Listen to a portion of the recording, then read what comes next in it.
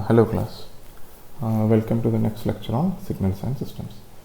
So in the last two lectures what we did was, in the lecture before the last one, we discussed what an LTI system was, some of its basic concepts, and then we introduced the concept of a convolution, both convolution integral and convolution sum. Okay. Then we defined it. We saw what the input-output relation was. We saw what the concept of an impulse response was. And in the last lecture, what we did is we solved a problem. First of all, we went through the step-by-step procedure on how to do a convolution sum and a convolution integral. And later, we solved a problem of convolution integral, right? And we saw how to divide the problem into different parts, because that was the difficult part, because we had to we had to take different limits of integral for different parts of the time shift being taken. So in this lecture what we'll do is we'll take a problem, and we won't solve the problem completely, but what we'll do is we will see, or we will identify the different regions, and we will just see which are the time shifts or different limits of integral to be taken. Okay, so I'll just draw both the signals, right, the x of t and h of t. So we have something like this. This is the x of t. Here this is e to the power of minus t. This is e to the power of t from 0 to 1 and minus 1. So this is our x of t. And this is our h of t. Right. So we have to see what all the what do you say shifts that we have to take. Okay. So first of all, we have to change the what do you say constant, not constant, the variable of integration. So this will be 1 e to the power of minus tau, and this is e to the power of tau. This is x of tau, and an independent variable is tau. So this one, from this we will get, right, this is, I'm directly taking 0 t tau, this is h of t minus tau. Okay, the flipped and shifted version. Okay, this will be, what will this be? This is t minus 3. Okay, when t is equal to 0, it is minus 3, just the flipped version, right? So this is our actual thing. So let's see how we identify the different areas. So here what I'm doing is, you can do it either way, that is, you can either instead of doing this, you can take x of t minus tau and shift, slide the x function, or you can slide the h function, keeping the x function as constant. So here what I'm going to do is, I'm going to keep this x of tau as a constant or non-moving, and I'm going to slide h of t minus tau, or the impulse function, from minus infinity to infinity. Okay, so this is what I'm going to do. Now we have to identify the different areas of overlapping and see how it will change. Okay, so from now see this t. Okay, I'll just redraw it.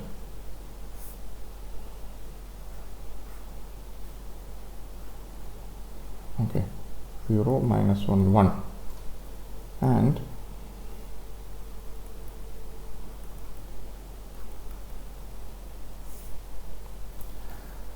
So this width is 2, remember that, and the width of our h of t is actually 3. It is actually wider than this one.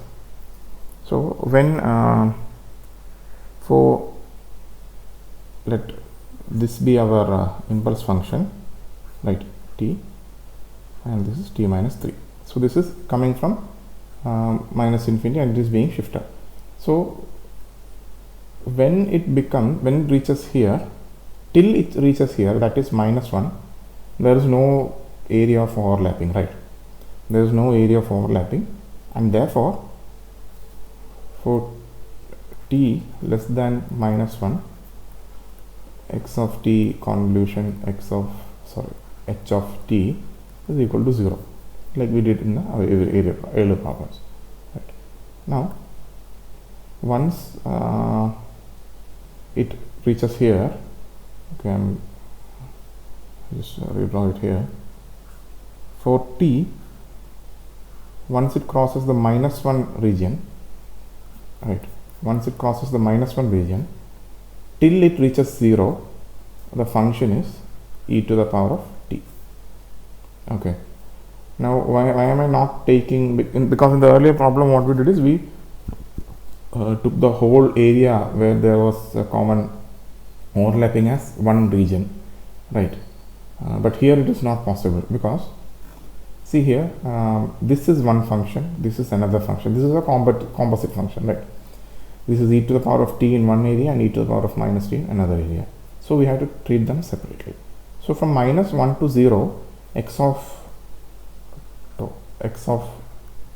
tau is e to the power of tau.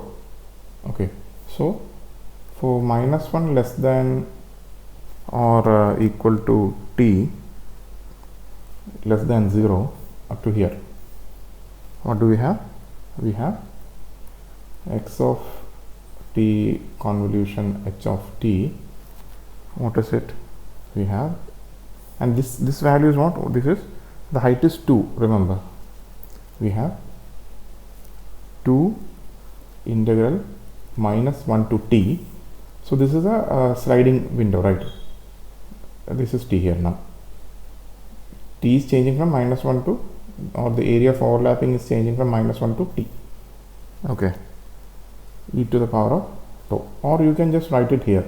So 2 into e to the power of tau d tau. This is the first part. Okay, now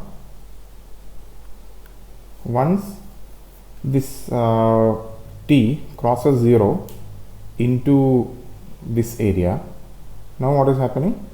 Now some part is left out of that is, there is some part where there is no overlap, there is some part where this is completely covered, right, and there is some part where some area between 0 and t is covered. So now there are two different areas of overlap, and here the function is e to the power of minus 2. So for t is 0 less than t less than 1, okay, or 0 less than or equal to t less than equal to 1, we have x of t convolution h of t is equal to what? This whole area. Now we have to take a finite integral. You cannot take a limit as t. So it is minus 1 to 0 to e to the power of tau d tau. Okay, because it is fixed. Now no matter whether this window is sliding from here to here, anywhere it is here, this whole area will be covered, because the total length of the sliding window is longer than this thing. Okay, plus 0 to t, what do we have? 0 to t, 2 e to the power of minus tau d tau. Right. So this is the constant part, fixed part, which we covered here. Once it moves after this portion, this is fully covered, so this is fixed, and now this is the area where there is a variable covering. Okay, and now what happens once it moves beyond this part? Now at this point, that is when t has crossed plus 1, when t has crossed plus 1, what happens? That is, for a certain interval of time between t is equal to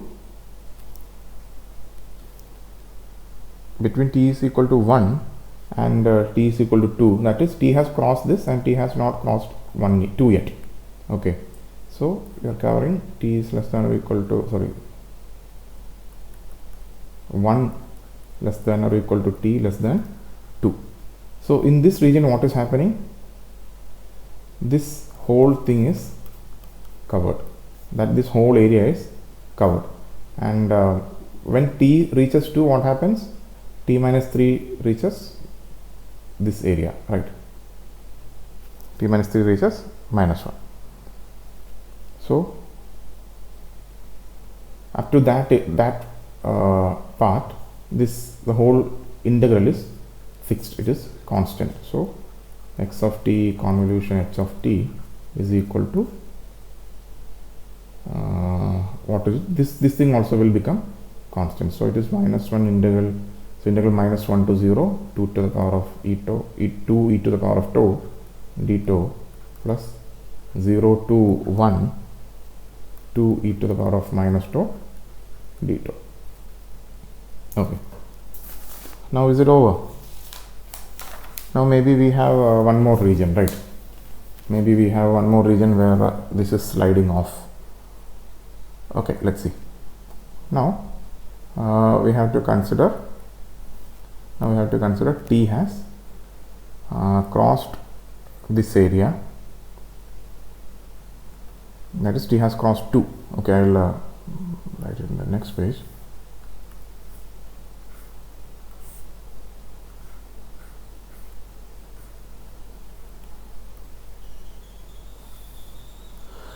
This is e to the power of minus tau, this is e to the power of tau, and now our window, this is 2, right? Window has crossed 2.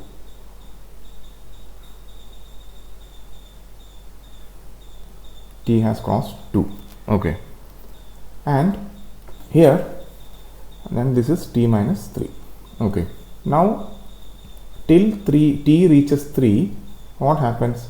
This area is a variable, but this area is a constant. So again we have to split it into 2, that is 2 less than or equal to t less than 3, and this is a variable and this is a constant. So what will be the variable or integral here be? It will be integral t minus 3 to 0 2 e to the power of tau d tau plus 0 to 1 2 e to the power of minus tau d tau. Okay, and next what happens? Next, as this t crosses 3, t minus 3 crosses 0. Now this is completely not there and some portion of this is there, right? So what happens now? That is 3 less than or equal to t less than 4. Now what happens? Here the convolution integral is t minus 3 to 1, right? 2 e to the power of minus tau d tau. That's it. And for t greater than 4, x of t convolution h of t is equal to 0. That is, it has completely crossed over. There is no area of overlap. Right? That is after 4. So that is the thing. So here we have two signals. One is an impulse response and one is an input.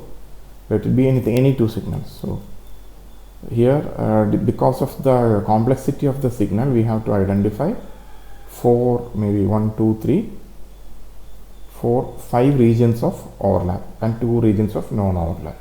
Okay, the non-overlapping regions are t less than -1 and t greater than 4, and the overlapping areas are t is from -1 to 0, and t is from 0 to 1, and t is from 1 to 2, and t is from 2 to 3, and t is from 3 to 4. So the actual integration you can do, I just wanted to show you how to identify the different regions of limits of integration that you have to take to find the actual convolution. Okay, now let's move on. One shorthand that we can use for doing this convolution integral is what we call as a convolution by differentiation. Okay, so basically what happens here is we have this relation, right? x1 of t convolution x2 of t is equal to minus infinity to infinity x1 of tau x2 of t minus tau d tau, and the other way around. Also minus infinity to infinity x1 of t minus tau into x2 of tau d tau, right? What we can do is, what if we differentiate this? Okay, d by dt of x1 of tau convolution x2 of tau, then what? Right, this is equal to, what will this be equal to? Convolution is an operation which permits this relation, because once we are differentiating this expression, means we are also differentiating this thing, right? We are also differentiating this thing. So, and the derivative term can come inside, because that the derivative is by dt, and here the variable of integration is d tau. So there isn't any clash if we do the derivative operation first or second.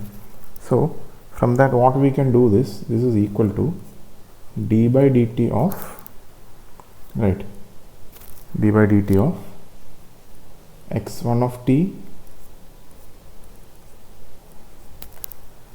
convolution x2 of t, which is, or it's the same as x1 of t convolution d by dt of x2 of t. Both are the same. So now we have the derivative. How do we find the integral or the return, the regular x1 convolution x2, x1 of t convolution x2 of t, then will be integral of either of these. That will be minus infinity to t. Remember this limit should be like this, not minus infinity to infinity. It will be minus infinity to t d by dt of x1 of t convolution x2 of t dt. Here the variable of integration is dt, remember, which is again equal to minus infinity to t x1 of t convolution d by dt of x2 of t dt. So this is a property that you can use. Remember this is because this coupled along with, there is another property of the impulse function.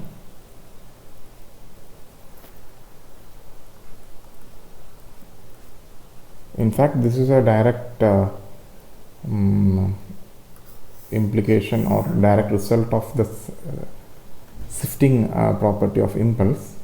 That is, if you convolve any function with a shifted impulse, the whole function or the whole signal gets shifted to where the impulse function was originally shifted to.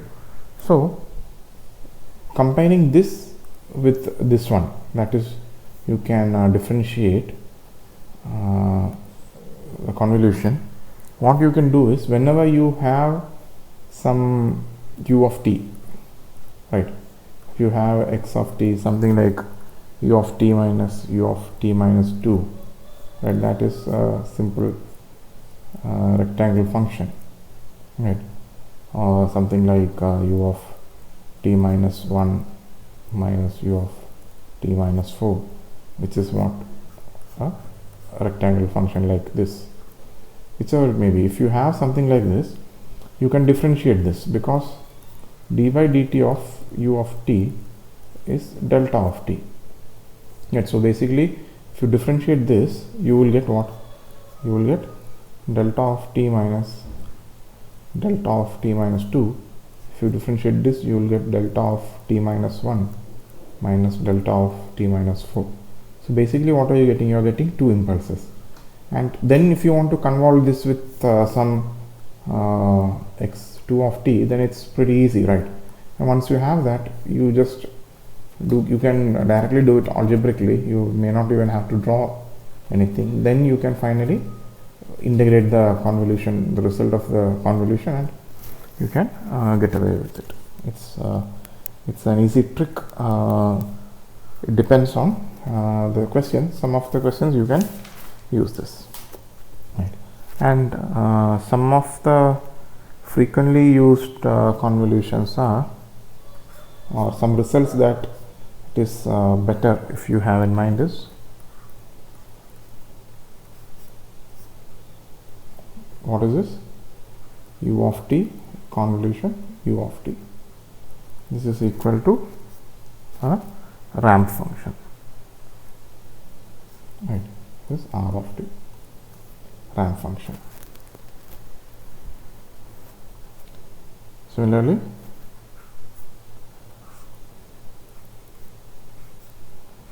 this is e to the power of minus t. This is equal to something like this. You may not be familiar with this. This is t to the power of minus t, right? And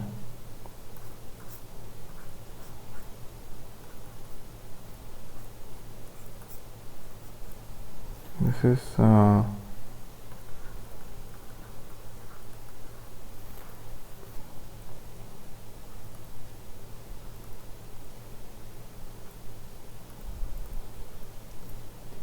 basically a rectangular function. Okay, this is not u of t, this is a rectangular function. If you convolve two rectangular functions, you get a triangular function.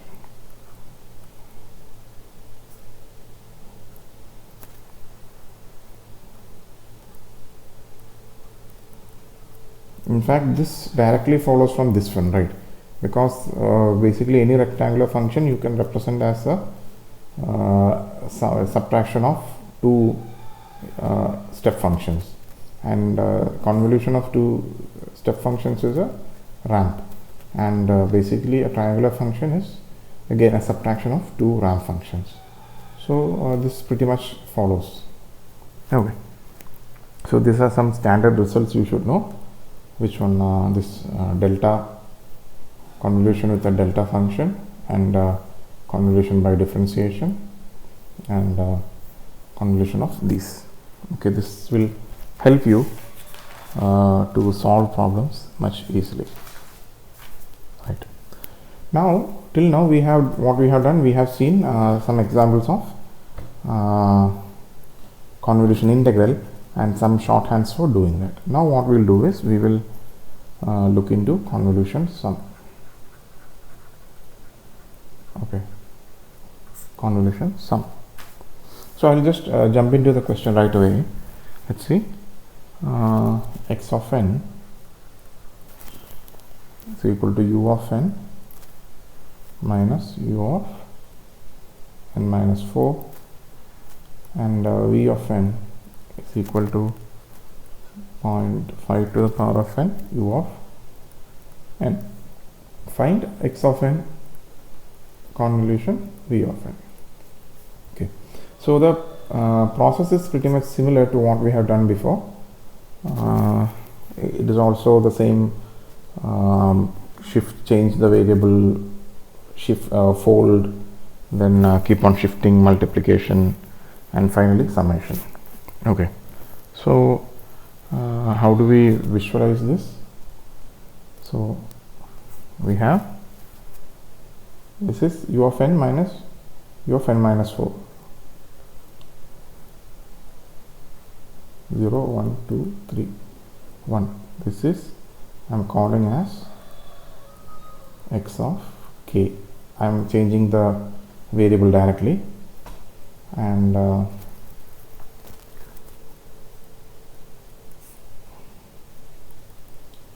0, 1, 2. This is 1, 1 by 2, 1 by 4, and this is our v of k. Right. Now, if we are to do this, and what am I doing? I'm going to flip and shift our v of k, right? And now, how will our v of 0, 1, 2, 1, 1 by 2, 1 by 4, so this will be our v of minus k, right? And how will our n minus k look? V of n minus k look?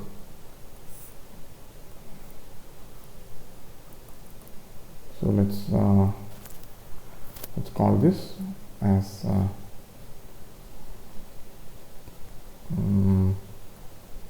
k minus 1, k minus 2, so on and so forth. If k is 0, then this is same as v of my mistake. This is not k, this is n. This is n, not k. This axis is k, and this is n minus 1, n minus 2, and so on and so forth. So if n is equal to 0, this is same as v of minus k, and this is v of n minus k. So we have our, what do we have? We have our folded and shifted signal, and we have a stationary signal. Now, if you look at it, if you look at these two, now the same procedure like we did earlier, that is we are shifting, right? We are so this is n minus 1 similarly. So we are moving this from minus infinity and so on and so forth. So similarly like we did earlier, so we have first our window is from n is equal to 0 to 3, right? N is equal to 0 to 3, and the other next window is from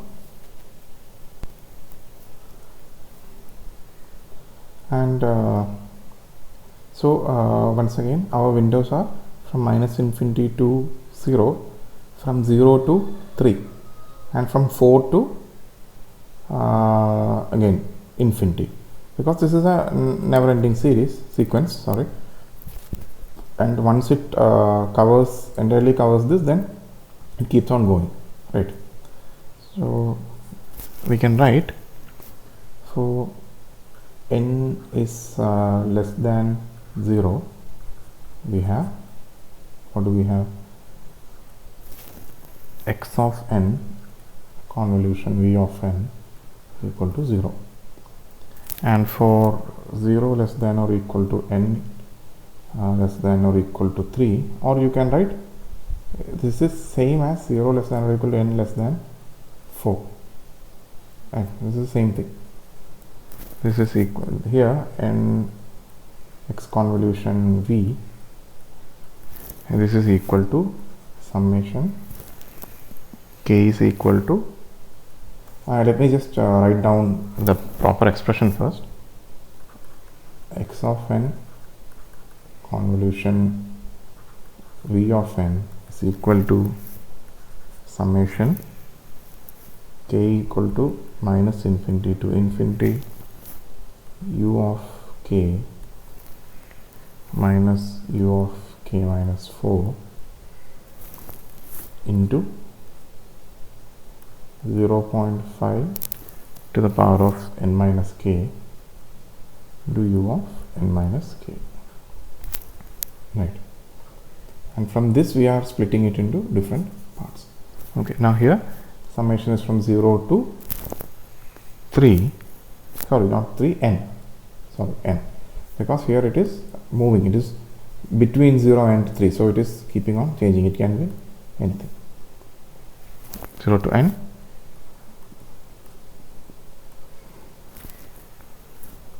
that is it, right? That is all. So this will be, what will this be? This will be 0.5 to the power of n, okay, into summation k equal to 0 to n 0.5 to the power of minus k.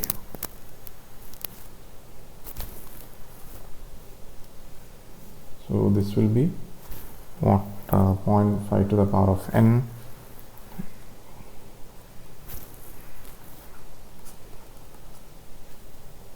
right. Remember the formulas you have used before,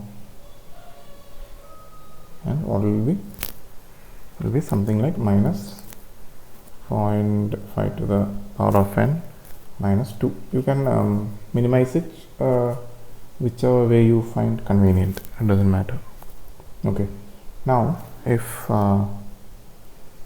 for n is greater than 4, greater than or equal to 4, or you can put, so you can either put if n is greater than 3 or n is greater than or equal to 4, right? X of n convolution v of n is equal to summation k equal to 0 to 3, and remember we have from 0 to 3, k equal to 0 to 3, 0.5 n minus k. So this will be again 5 to the power of n will come out, and the other remaining will be 4, sorry, power of 4, 1 minus 2. So you can minimize this as you like. So this is basically, the procedure is same. You if possible try to draw the signal, because only if you draw the signals you can properly visualize our what do you say, the windows or the intervals that you have to be mindful of. Once you identify the windows, then just find the product and sum. So just let's try one more question. X of n is equal to u of n minus 1, and v of n is equal to 2 into 0.8 the power of n un. So let's draw the signals. Let's see how it looks. So I'm drawing x of k. So x of k is a shifted unit impulse, unit step function. So this is 0, 1, 2, 3, etc. and 1. So I'm calling this x of k. And what about v of k? Right. So how will this 0.8 to the power of n un look? It will start from 0 and it will keep on decreasing, right? Only like this, 0, 1, 2, 3. So what will be the values? It will be, this should be 1, but it is multiplied by 2.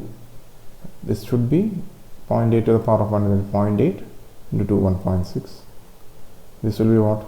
0.8 square, which is 0.64 into 2. That will be what point? 1.28. So it keeps on decreasing, right? So this is our v of k, and so if we shift it, flip it and shift it, what do we have? We have v of n minus k. How will it look?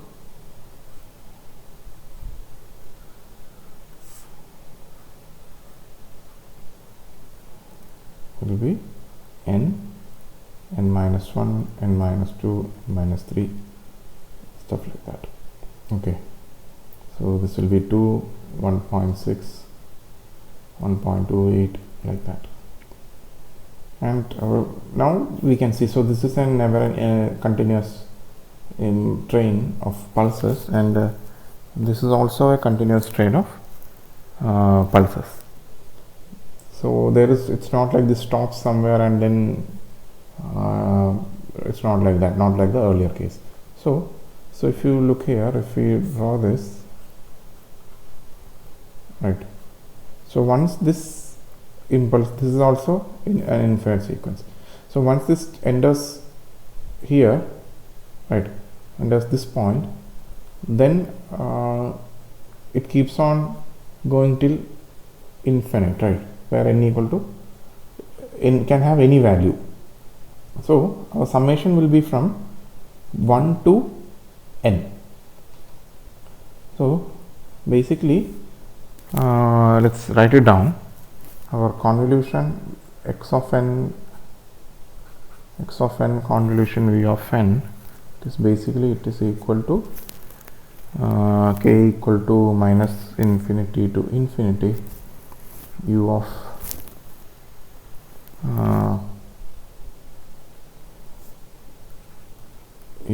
k minus 1, right, into 2 into 0.8 to the power of n, n minus k, u of n minus k, right. This is our actual thing. Now considering the intervals, we have minus infinity to 1, or minus infinity to 0 to be exact, and from 1 to infinity, or 1 to n. Here be little bit careful when you are considering the intervals, because the way you consider intervals from in continuous time and discrete time are a little bit different, because in continuous time t is less than 0 and t is greater than or equal to 1 are different. That is, in continuous time t is less than 0 is the same as t is greater than or equal to 1, but it is not the same. But in discrete time t is right, not the same, that is, doesn't start from the same point. One sort of comes up to here, right, in continuous time. In continuous time, what is happening? If this is 0, one is this part and the other is this part, right. But in discrete time, n is less than 0 and n is greater than or equal to 1, they are essentially covering the whole thing, because there is nothing in between these two, 0 and 1. So be careful when you are considering the intervals, time intervals. Okay, now coming to our problem. So here our one interval is from minus infinity to 0, the other is from 1 to n.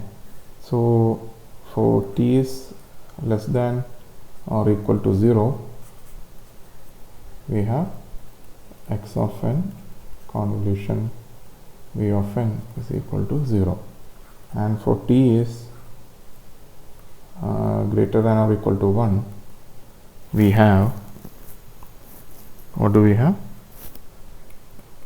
X of n convolution v of n is equal to summation k equal to 1 to n, right, 1 to n, 2 into 0.8 to the power of n minus k.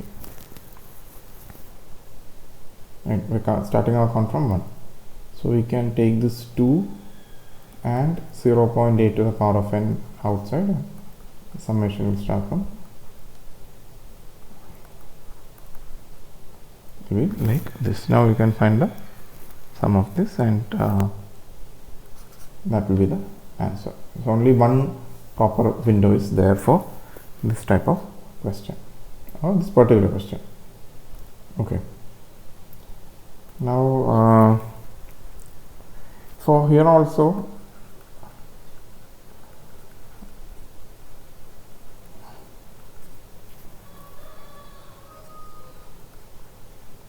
okay, this shifting property of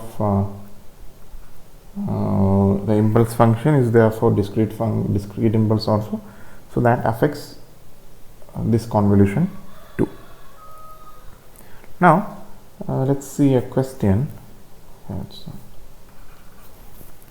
If we are given to ask to find the convolution of two finite sequences, and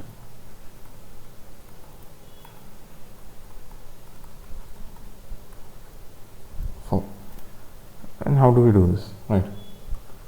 So let's first write down h of k 2, 5, 0, 4 and x of minus k, right? X of minus k.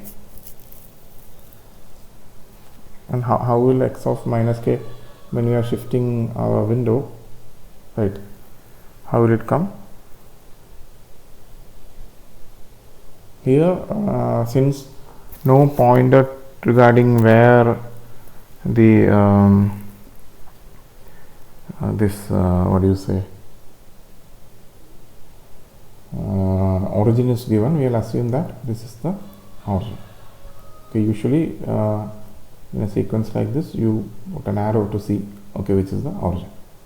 So I am folding this, and so this will be 4, 1 and 3. This will be our x of minus k. And what do we get here? Our y of 0, because this is for n equal to 0. So there is no overlapping here, so the only overlap is 8. This one, right? Similarly, let me just rewrite it.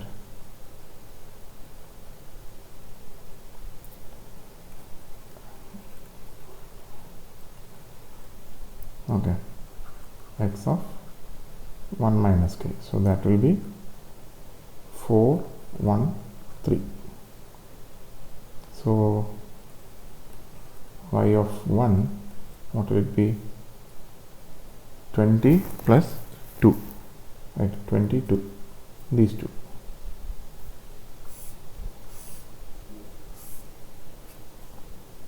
And x of 2 minus k, what will it result in? It will result in y of 2. And what will be? It will be 3, 1, 4, right? So 4 into 0 is 0, 5 plus 6, it is 11.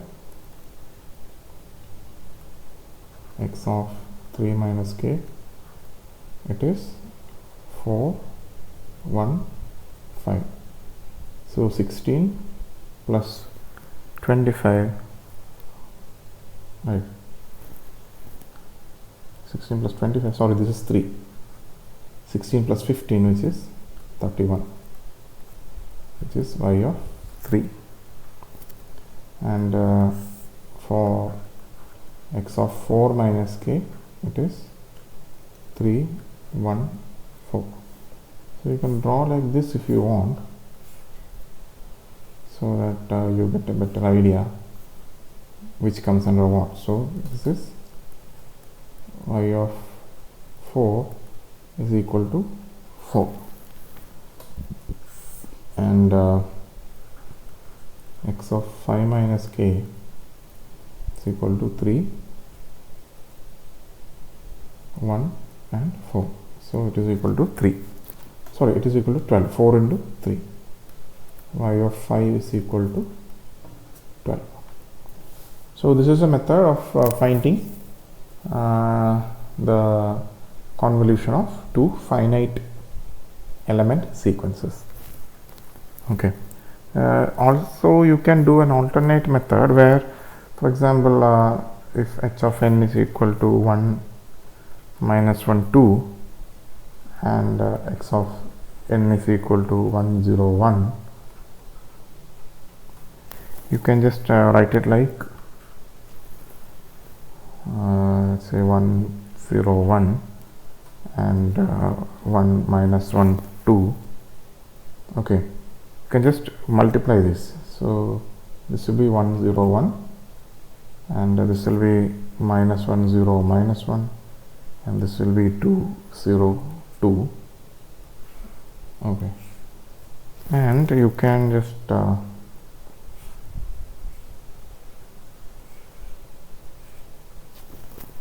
okay, and you just take the sums of each of these regions. Like this region will be 1, this region will be 1. So this sort of simplifies our result. So this will be 1 minus 1 3 minus 1 2. So this is also a method of doing the same thing. Okay, and there is so this is by this I am ending convolution. So I think we have pretty much done at least 2 examples each from discrete and continuous time convolution. So that is regarding convolution, and I shall give you some more practice problems for convolution. You have to do more problems regarding this because it is sort of important and it is sort of confusing.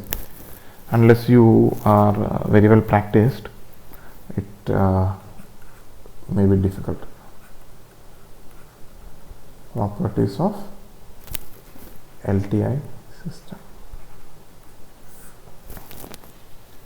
Okay, the first one is causality.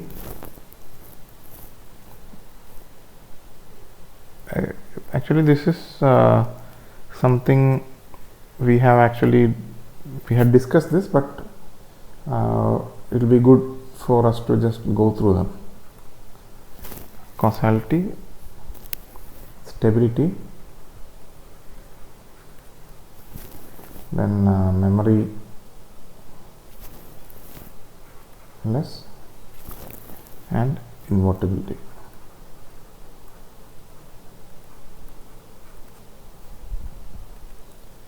Causality meaning h of t is equal to 0 for t less than 0, or h of n equal to 0 for n less than 0. Stability, when is stability happen? From when the sum is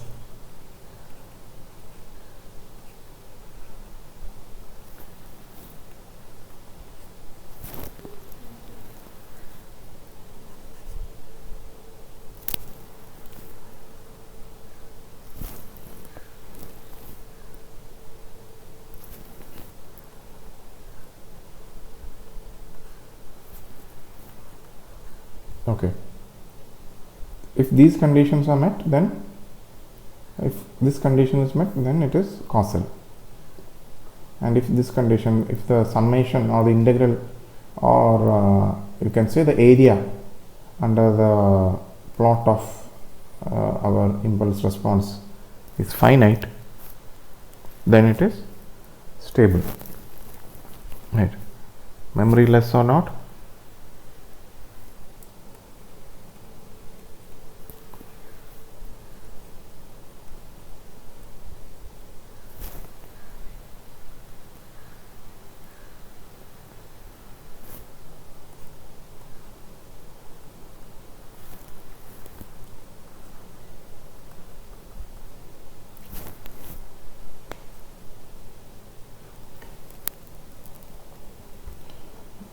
Sorry, there's a slight difference. This is for something else, right? So this is equal to of t equal to c delta of t and h of n equal to c delta of n. And that is numberless system means the output should depend only on the input, right? So it should be a scaled version of the impulse function, right? And for invertibility we should be able to find a system such that H inverse of t should give the actual input. Similarly,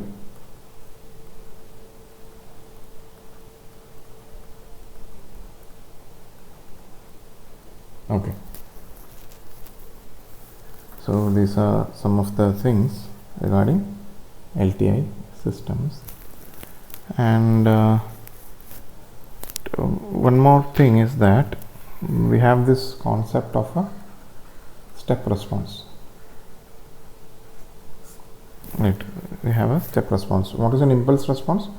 If you give an impulse, you get an impulse response. Similarly, if you give a step function as an input to a LTI system with impulse response h of t, you get a step response s of t.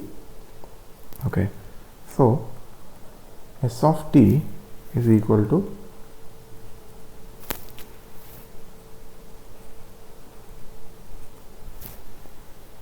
or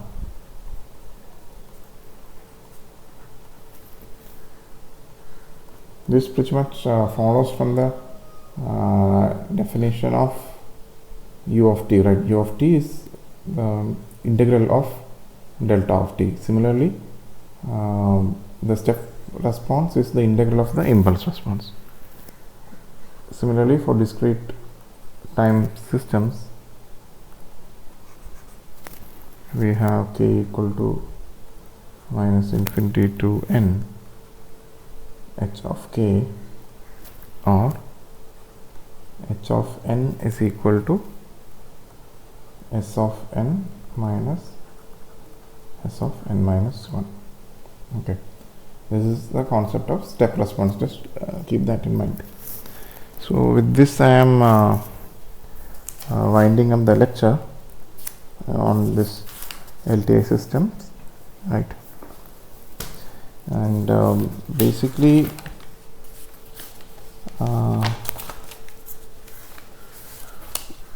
our time domain representation on of systems is almost done from the signals and systems point of view. And now what we will do is we will move on to the concept of Fourier transforms, Fourier series. Basically we will move on to the frequency domain analysis, that is Fourier analysis part. Thank you, and I shall put some more questions in the Google Classrooms for your practice. Thank you.